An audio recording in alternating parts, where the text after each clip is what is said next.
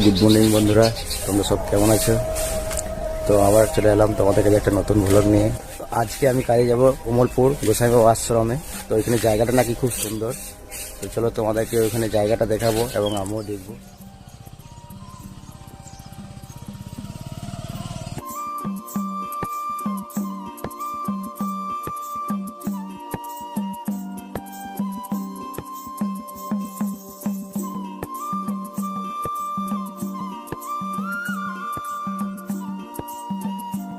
তো গাইস দেখো, আমাদের প্যান্ডেলে বাস যাচ্ছে গাড়িতে। এই বাস দিয়ে আমরা প্যান্ডেল বানাবো। তো গাইস দেখো, অলরেডি আমরা এই রঘুনাথপুর কমলপুর মোড়ে চলে এসেছি।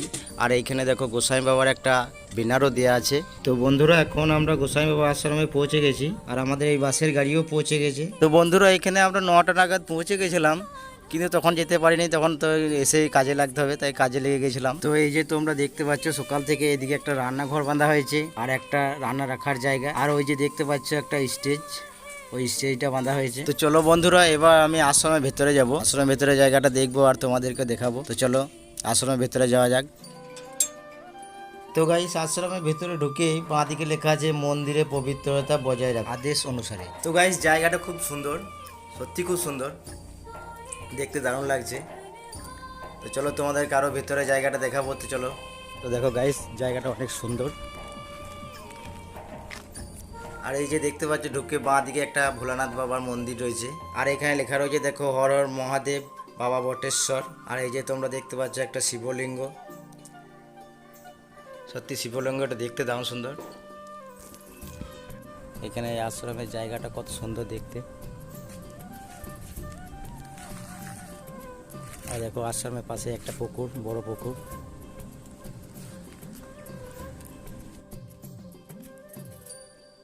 তো চলো তোমাদেরকে দেখাই সামনেটা।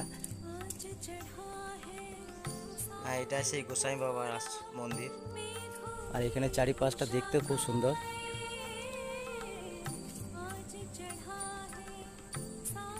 দেখতে অনেক সুন্দর। তো চলো তোমাদেরকে আরো ঘুরিয়ে দেখাই।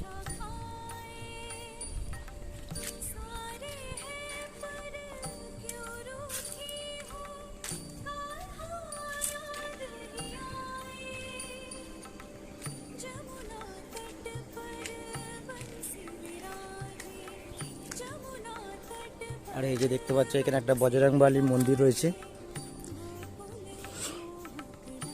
চলো বজরংবলী মন্দিরটা দেখি। এই যে দেখতে পাচ্ছ বজরংবলী মন্দির।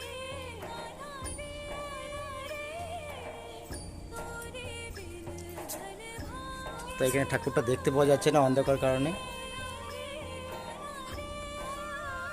আর দেখতে পাচ্ছ একটা লোকনাথ বাবার মন্দির রয়েছে। তো চলো দেখি লোকনাথ বাবার মন্দিরটা দিকে। আর দেখো ডান দিকে একটা পুকুর, এখানে একটা পুকুর আছে। সত্যি জায়গাটা খুব সুন্দর।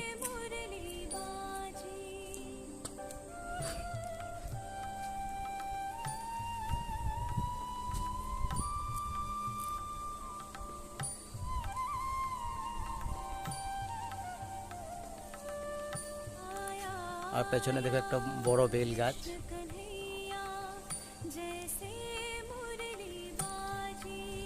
আর এই দেখো সামনে ছোট ছোট গাছও লাগিয়েছে, ফুল গাছ, অনেক ফুল গাছ লাগিয়েছে। তো আশ্রমটা দেখার মতন আশ্রম, দারুণ সুন্দর আশ্রম। আমার তো দেখে খুব ভালোই লাগছে।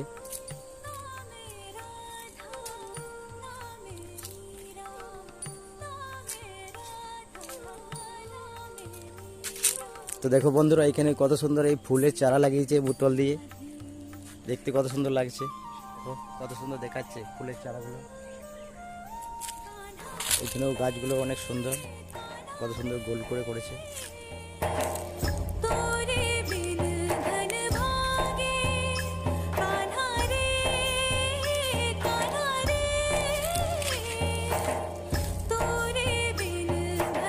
তো সত্যি বন্ধু, জায়গাটা খুব সুন্দর, দেখতে দারুণ সুন্দর।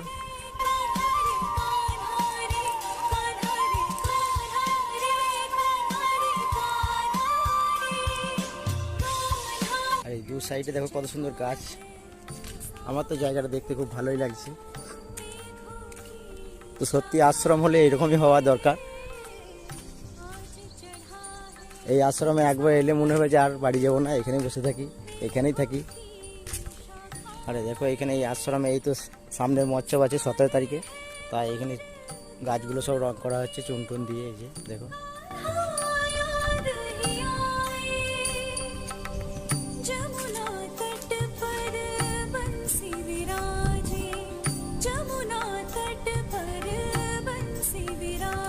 সত্যি জায়গাটা খুব সুন্দর।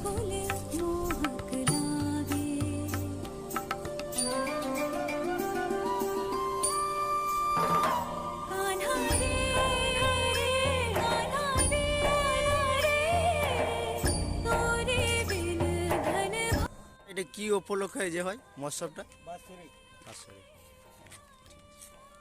সেখানে এই দাদাকে আমরা পেয়ে গেছি এখানে, তো দাদাকে কিছু জিজ্ঞেস করব যে এখানে এই মন্দিরটা কি প্রতি বছরই একই টাইমে হয় না? একই টাইমে হয়। আমি অনেক জুনিয়র, আমি এর সম্বন্ধে কিছু জানি না এখনো পর্যন্ত। ও ঠিক আছে, সিনিয়র আসুক। এই মহোৎসবটা কি প্রতি বছরই এই একই তারিখেই হয়? একই তারিখে হয়, ঠিক আছে। সত্যি জায়গাটা খুব অপূর্ব দেখতে। এখানে একবার এলে মনে হবে না যে বাড়ি ফিরে যাই, মনে হবে যে এখানেই থাকি। তো গাইস এখানে যা কিছু ছিল সব তোমাদেরকে দেখিয়ে দিলাম। তো চলো এখন আমাকে এবার কাজে লাগতে হবে। তো বন্ধুরা ভিডিওটা ভালো লাগলে একটা লাইক দিয়ে চ্যানেলটাকে সাবস্ক্রাইব করো, আর কমেন্ট করে অবশ্যই জানাবে এই জায়গাটা কেমন লেগেছে তোমাদেরকে। আমার তো খুব ভালো লেগেছে, এবার তোমাদের কেমন লেগেছে সেটা আমি জানি না, তো তোমরা কমেন্ট করে জানাবে এই জায়গাটা কেমন লেগেছে। ঠিক আছে, টাটা, দেখা হচ্ছে আবার পরের ভিডিওতে।